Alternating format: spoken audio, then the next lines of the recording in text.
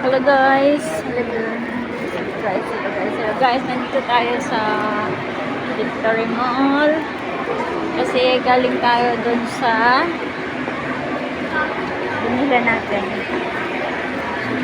Ikot-ikot lang tayo dito guys. Kasi kapalamig-init sa labas guys eh.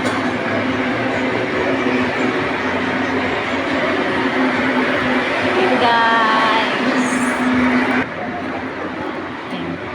Itong kilay ko guys, bago to. Kasi nung pag-akyat ko, hinarang ako ng babae. Nagkikilay siya. Ngayon, talagang hinawakan ako. Talagang ayaw akong pakawalan. Kaya, ayun, napilitan tayong sabi ko nga, hindi ako nagpapaano kasi nga, nagmamadali ako. Pinili talaga tayo guys. Tapos pinaupo. Talagang parang kinorner ako. Kaya wala. Sabi ko nga, wala akong wala akong cash. Sinabi ko na agad. Nagulat na lang ako guys, no? Pinaupo niya ako, tapos kinilayan niya ako kasi ganun nga daw. Hindi nga daw basta-basta nabubura yun. Ay nako, ang kulit. Kaya ayun.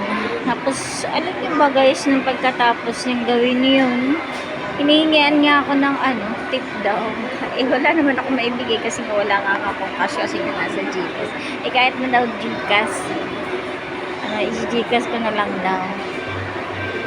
Siguro wala din siyang kinukulit niya akong din kahit 20 daw. Nanghalongkat ako sa bag ko. Pinakita ko sa kanya na wala talaga akong cash.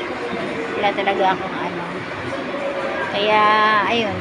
Sabi niya, maawa naman daw ko sa kanya na buntis. Sabi ko, ito nga ba sinasabi ko okay lang sana kung kung may pera tayo sa bag. Wala namang problema doon. Kaso lang wala talaga kasi nga kumain nga ako kanina, Gcash nga yung binayad ko Kaya yun guys, kailangan din pala talaga natin mag-ingat-ingat at huwag pipilitan tayo pumayad.